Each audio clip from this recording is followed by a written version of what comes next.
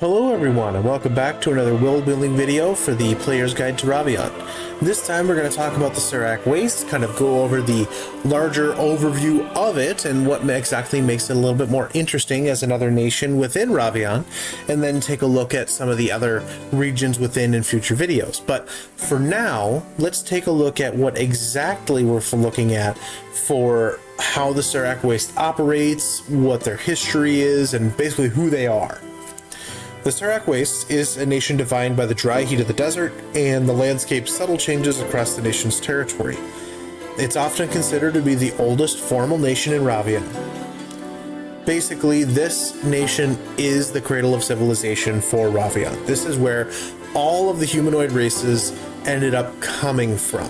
This is where all of your humans and your dwarves and your half-elves and your elves and all of these people are said to have come from this area.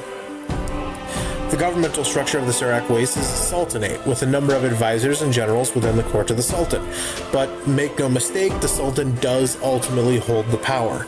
The Sultan does benefit from the advice of generals, his appointed vizier, advisor, and sage, but then ultimately the Sultan is the one that commands these individuals, as well as the regional lords that represent the various clans and governors of those clans. He is the supreme power of the nation.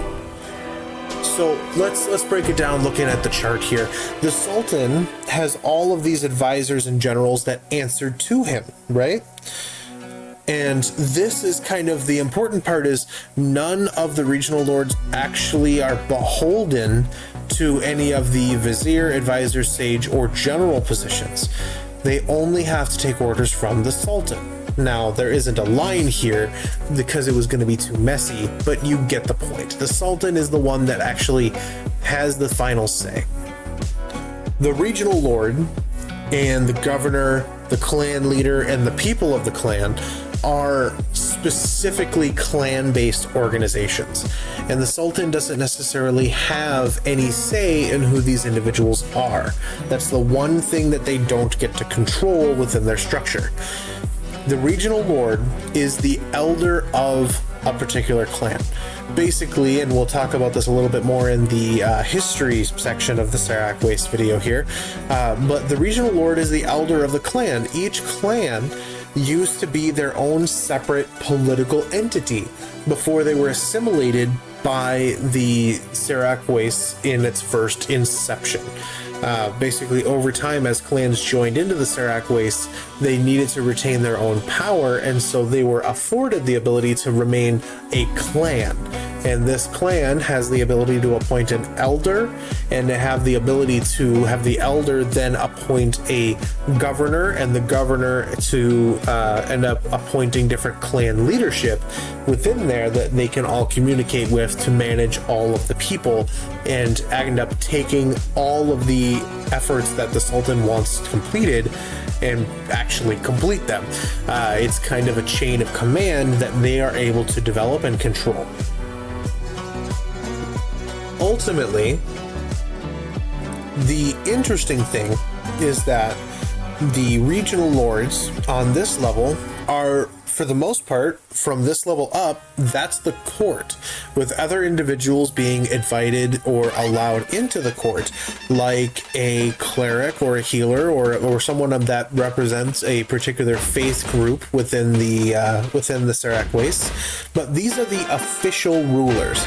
Anybody that the Sultan appoints to the court is allowed to remain within the court for as long as that Sultan permits it. They serve at the pleasure of the Sultan. However, the regional lords will always be there. They do not serve at the pleasure of the Sultan. They are a constant.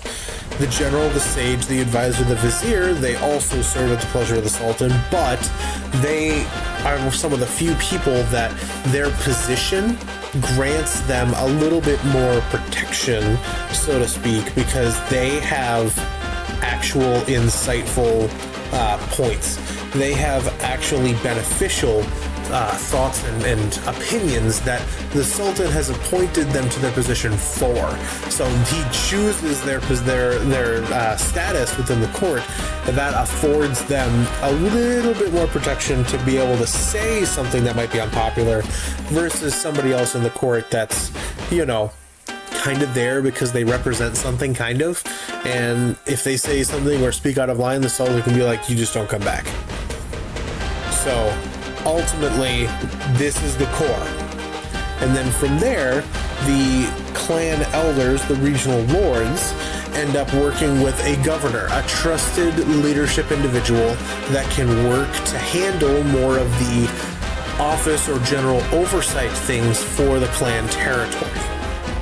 This is kind of the equivalent of the district manager going and talking to kind of a general manager, or corporate talking to the district manager is probably the better representation. What you have then is that kind of governor, or that clan leader there, the clan representative, then ending up working with clan leadership that they appoint, because depending on if it's a central location that the clan lives in or if they're spread way out across their entire territory, these rules need to be communicated thoroughly to everybody within that territory for everybody within the clan. And the governor can't necessarily do that effectively as one person. So what they do is they lean on trusted clan leaders to end up serving as what is effectively a, you know, store manager or a regional, you know, base manager, or even just a shift lead is the equivalent. They end up saying, hey, this is what we're doing, put it in place, and then they end up doing it. So there's a little bit more of a removed office style level of work with the regional lord and the governor, and then the clan leadership are the, okay boss, I'm gonna do it, and they work on it and they get it done. They are trusted individuals of the governor and also of the regional lord to some extent. Here's the interesting thing that I should highlight, because it isn't written down in here otherwise. Clans have a very important role to play within the Carac Wastes. This governing structure is based off of all of the different clans.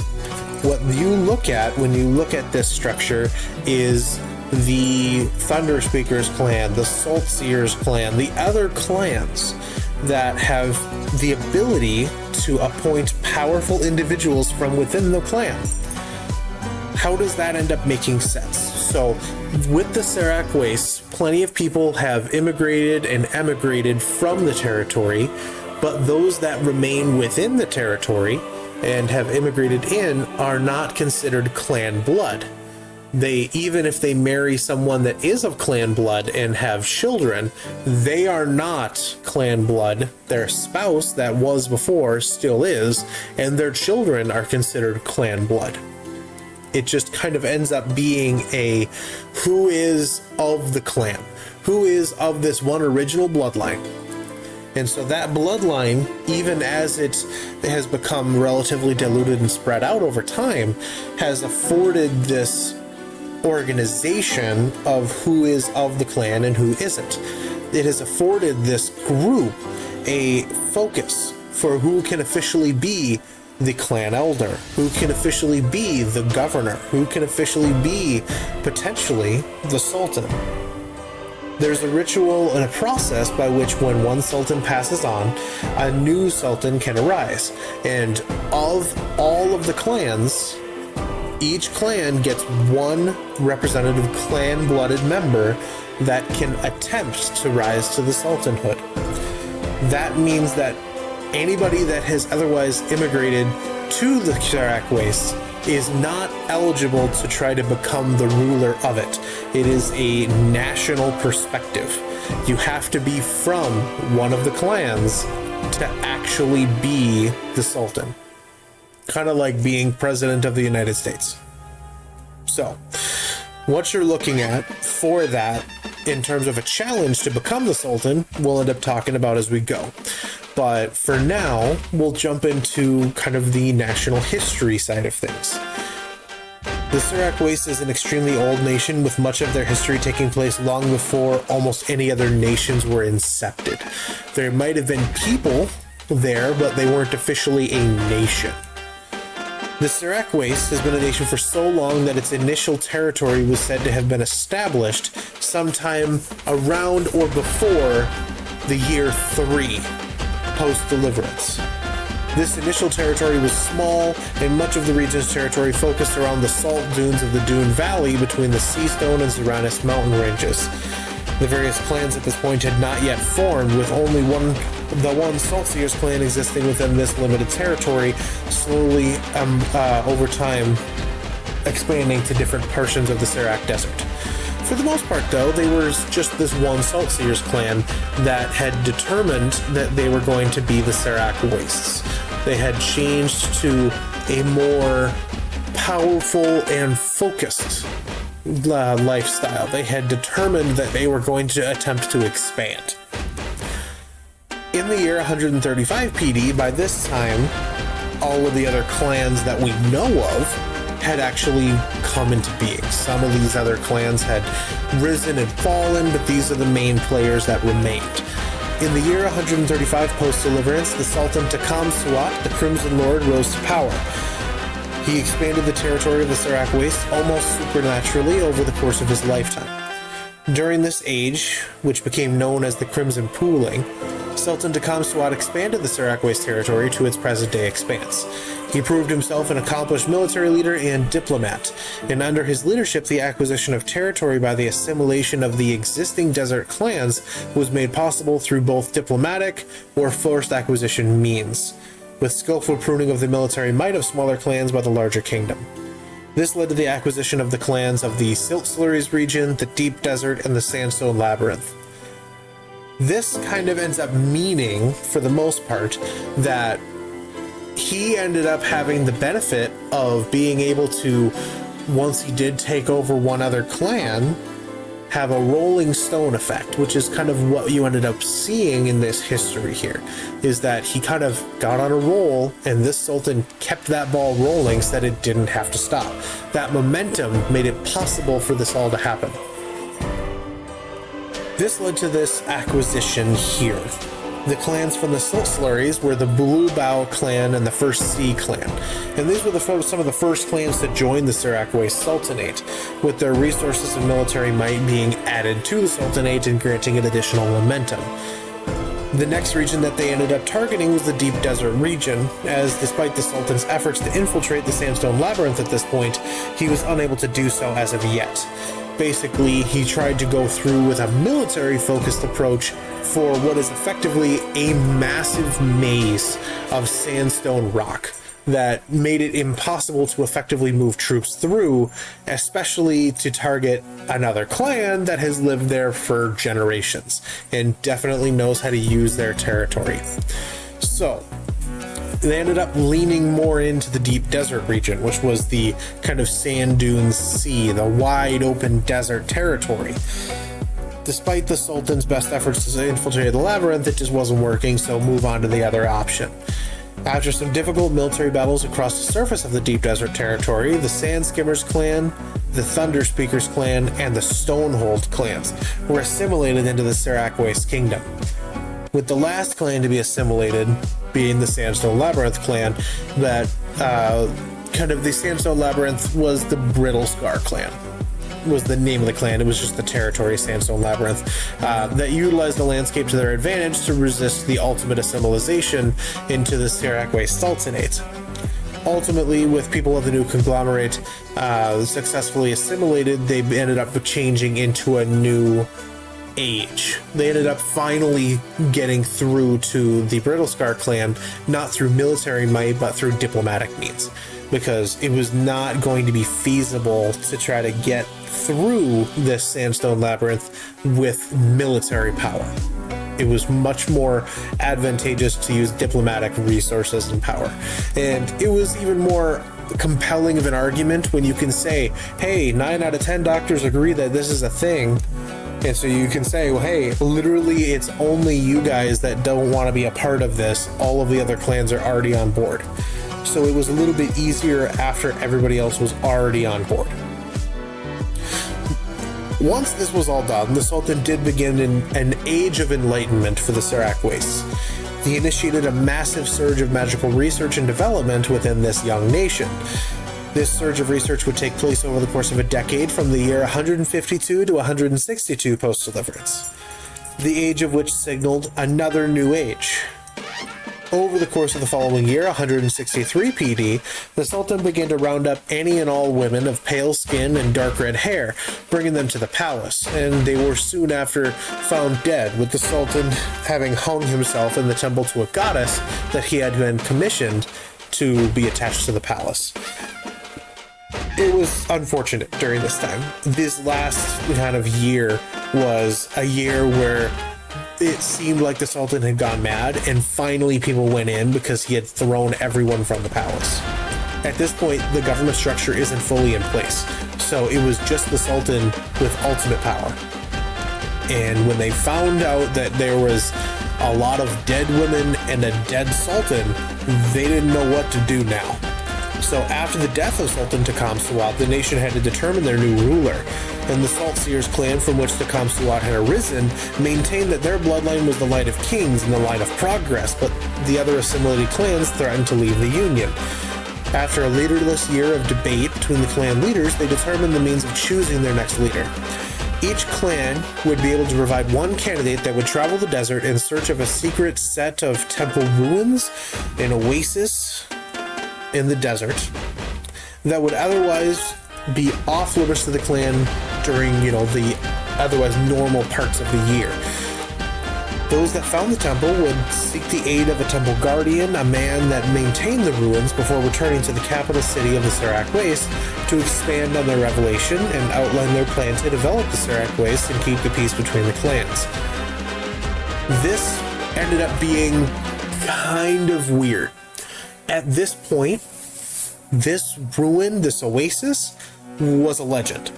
Different people had run into stories about it. There were multiple accounts of this thing existing, but it moved.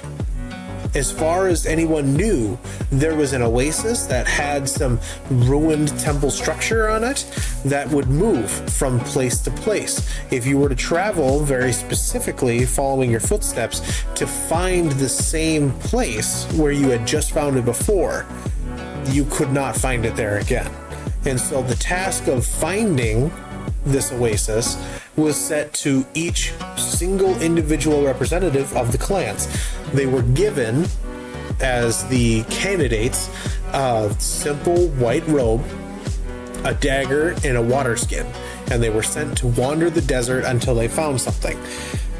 Basically, a lot of the clans were expecting that what they would do is end up having all of these people go out, and each of the clans basically told their candidate, just kill the other ones and lie about what you found.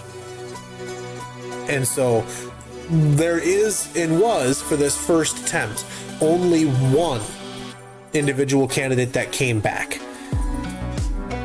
They don't know necessarily if it's because they found the oasis or if it's because they killed their competition. But ultimately, the first Sultan that was chosen in this manner was Sultan Azmi Khan, the Moon Speaker, and they rose to power as the one and only survivor of this journey in the year, 165 PD? Yeah. Under the leadership of Sultan Azmi Khan, the Carac Wastes stabilized from the neglectful rule of the later years of Sultan Takamsuat, the Crimson Lord. This stabilization was attributed most commonly to his establishment of the main governance system that allowed him to remain advised by experts that could counsel his actions, and lords that would work closely with regional governors that worked closely with clan leadership themselves. This allowed him to remain a trusted figure within the Carac Wastes Sultanate, keeping the peace for the duration of his rule until his ultimate death in the year 222 PD. So at this point now, under Sultan Azmi Khan, we now finally have the governing structure that we talked about earlier. This is finally the time when they're like, okay, we have a means of choosing a new sultan, we have a stable enough political system that allows us to be heard and represented within the court to some extent. In the year 223 PD, the new sultan arose from the Salt Speakers clan, a man by the name Aiden Barbaros, the Golden Lord. He was so named for the sultan's flamboyant and expensive tastes. Aiden Barbaros, while maintaining that he was a fair ruler, proved to be more tyrannical than the last. The people of his nation benefited from a relatively hands-off approach, as he took the matters of ruling into his own hands, rarely relying on his advisors as he made a decree after decree for his nation. For an age that seemingly this seemingly elven-kin man lived and ruled, growing more confident and arrogant with each day. His judgments were swift and harsh, decisive, and soon many began to resent him for it.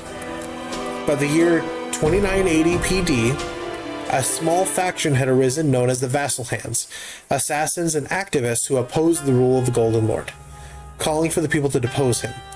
A bloody age of Inquisition followed, as the Sultan Aiden Barbaros sought these activists as they moved underground, relying on public sentiment and secrecy to sow the seeds of discourse within the hearts and minds of the clan leaders. In the year 2989 PD, the clan leaders met in secret and agreed that they must depose the Golden Lord, sending their champions out into the desert to the secret temple. It ended up being kind of dangerous because the Golden Lord did catch wind of their plans. Ultimately, one of these clan leaders did not necessarily want him deposed, so they played both sides and allowed the Golden Lord to be aware of this effort to depose him. Disappearing into the desert with a regiment of soldiers, Sultan Aiden Barbaros supposedly sought out the men and women that were candidates from the clans that sought this hidden temple oasis. He slaughtered them and buried their bodies in the sands, never to be seen again, in an effort to protect his rule. That is all but one, as shortly after this became true, what they ended up doing is finding another individual that was unable to participate the first time. And what this clan ended up doing is saying, hey, we're going to send our candidate but with bodyguards. And so they sent this candidate with bodyguards. And ultimately, getting wind of this again, Sultan Aiden Barbaros did return in an effort to slaughter all of them. Now, the candidate passed on, but a young man did make it back to the temple, to this temple oasis, and gained revelation, where then he raced back to the capital, presenting his revelation to the court. A revelation of the nation undivided and strong. Basically, somehow he beat the Golden Lord back to court, made this presentation, and then fled upon the Golden Lord's return. Working with the Vassal Hands then, what they ended up doing is having this individual person that had gained revelation, which was of conflict with the different kind of clan regional lords, for various reasons. It was highly unusual, the means by which he was sent out. He was the only candidate with bodyguards. All of these other people, they didn't necessarily all feel as fair with this attempt. But in the hopes of deposing the Golden Lord, they allowed him to work with the Vassal Hands and ultimately return to the court in the middle of the night. Sultan Aiden Barbaros had begun a harder inquisition, a much harsher inquisition, where his soldiers were pulling people from their homes in search for this young man. But the Vassal Hands ended up taking him, led by this young man, in the night into the palace, where they found the Golden Lord instead. Basically, under the cover of darkness, they weren't waiting to be found. They found him and made an assassination attempt. They staged a coup. They freed prisoners. They went after the Golden Lord. And when finally the sun rose again, the new Sultan sat on the throne. The new Sultan, Hadid Sandblaze. In the year 2990, this young man, Sultan Hadid Kabar Sandblaze, cleared house in the court, casting much of the old Sultan's court into exile for various crimes before installing his own court in their stead. Now, in our current day for the campaign, it is the year 2995 PD. The Sultan Hadid's Kabar Sandblaze reigns as ruler of the Carac Wastes, as a seemingly fair ruler and diplomat, hoping to expand their international relationships of trade and commerce beyond their typical trading partners of the Lebet Empire. The Sultan Hadid Sandblaze has been relatively successful, but has been struggling to establish a more meaningful connection to the Ramant Empire and the other nations abroad due to their historic connection to the Lebet Empire for trade and commerce, as well as the previous Sultan's policies. The previous Sultan, Aden Barbaros, had relatively bloodthirsty, cutthroat policies in terms of international relationships. They were more than happy to raid even the Lebet Empire's territory along the border, sending scouts and sand skimmers across the border into those territories in an effort to raid smaller merchant caravans and villages. They would collect whatever they could and bring it back to the palace to enrich the nation. Really quickly, the other kind of notable times of the year, there's the Journey of Revelation. It's the actual process. It ends up being kind of a nice holiday where they celebrate the individuals that are actually going to be going out and doing this and then send them out. The Day of Dancing is the first of Kalemis, otherwise known as the Day of Dancing. It is a holiday stretched across what is actually 2 days. The people of the Carac Wastes celebrate and welcome the new year with a day of celebration and reverie, celebrating the night before the New Year's Day, and the nation takes the evening to drink, dance, and celebrate another year of life. Then there's the Feast of Fathers and Mothers. The 25th of Helmanis is known as the Feast of Fathers and Mothers. So is the holiday where the people of the Carac Wastes celebrate their father and their father figures and their mothers and motherly figures. It is an evening of feasting and storytelling where the men and women honor being the ones serving as a father and women serving as mothers within their lives, whether biological or not. There is the Font of Wine, the 10th day of Laranya. It is the day of celebration after a long winter. Though the region is really seldom plagued with intense cold, the growing season of fruits of the vine has really just begun. After the creation of the variety of different wines, after the final preparations of the season's wine, they bury it in a special place to ferment for the remainder of the season. Until the following Font of Wine celebration in the coming year, many groups bury and ferment multiple casks of wine for further fermentation. Basically, what they end up doing is they make wine, and they make a lot of wine. And what they end up doing is burying a cask, and they bury, at least one for the following year. That then on that next year's holiday, they break out and drink and celebrate as they create their next cask of wine. They also then put more away. More intrepid individuals or forward-thinking individuals have put multiple casks away. Some people will put their entire production away and bury it to ferment for potentially decades, waiting for this highly, highly aged wine to remain fermenting there in the dirt. Then the 2nd of Amantis is a day celebrating art and culture, with a variety of different groups celebrating in different ways. It is called the Festival of Colors. The most common denominator however, is the trend of many colors, where it's silks, mosaics, paints, powders. The region just becomes colorful and vibrant for the day. There's the Festival of Fruits, which is a holiday celebrating the harvest at the end of the typical growing season. It's a day marked by plentiful foods and dishes, music and dancing.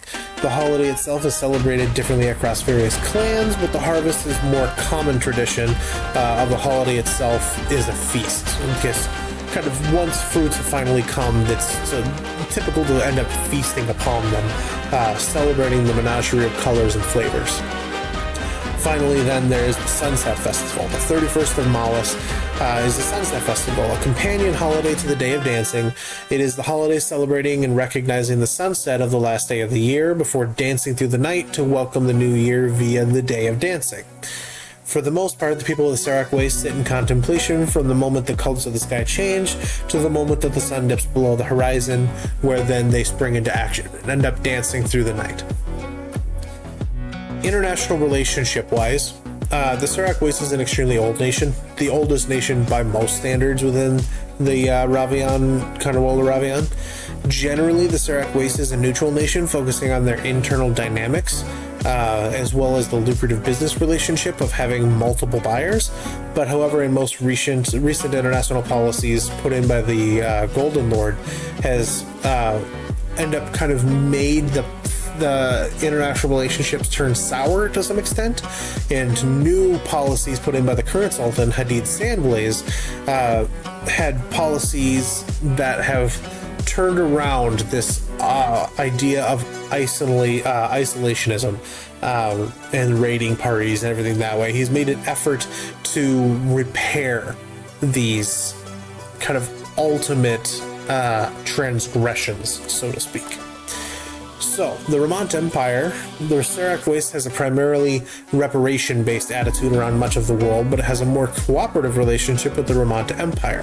The Ramant Empire, being a relatively new player on the world stage, is seen as a promising relationship to bolster for the new Sultan. Hadid Sandblaze has been working with the Falaria Academy and the Ramant Empire's rulers to establish a research and trade alliance to explore the ruins that dot the landscape of their desert. This positive relationship has allowed for the two nations to grow together with an almost friendly relationship between them. Ultimately, they end up not forgetting the fact that anybody that the Ramant Empire had sent was killed or captured and imprisoned, and there have been plenty of people that have left the Carac Wastes during the Golden Lord's rule that has ended up souring their political attitude towards Carac Wastes, and so due to the effective crimes that the Carac Wastes has perpetrated against the Ramant Empire, they are still making reparations. They just are looking forward to a collaborative future. The relationship to the Mistkeep Mining Guild is neutral to positive. The new Sultan sees the opportunity to bolster the relationship to support the economic sensibilities of his nation. The Mistkeep Mining Guild has negative memories about the previous Sultan, and so this new Sultan has an uphill battle when it comes to improving the relationship between their two nations. The dwarvish people of the Mistkeep live long and stubbornly like to hold a grudge, but the best efforts of the Sultan may yet remedy this current relationship. Their relationship to the Libet Empire is tense but still neutral. The people of the Libet Empire have not forgotten the supposed raids that the Carac Wastes mounted on their people. The old Sultan likewise cut off a historic trend of product flow across the northern border. The new Sultan is working to re-establish a somewhat lucrative relationship, but finds an extreme nature of the Libet Empire's religious practice and various dogma a challenge to address in international politics. He is also recognizing the historic trend of the Libet Empire meddling in the other affairs of other nations with little actual success in their efforts, the only lasting effect being the ruin of their own allies, so they're trying to be very careful in how they handle the Libet Empire. The Doke Kingdom is a relatively new player on the world stage, so they're tentative to work with them, but they remain neutral all the same.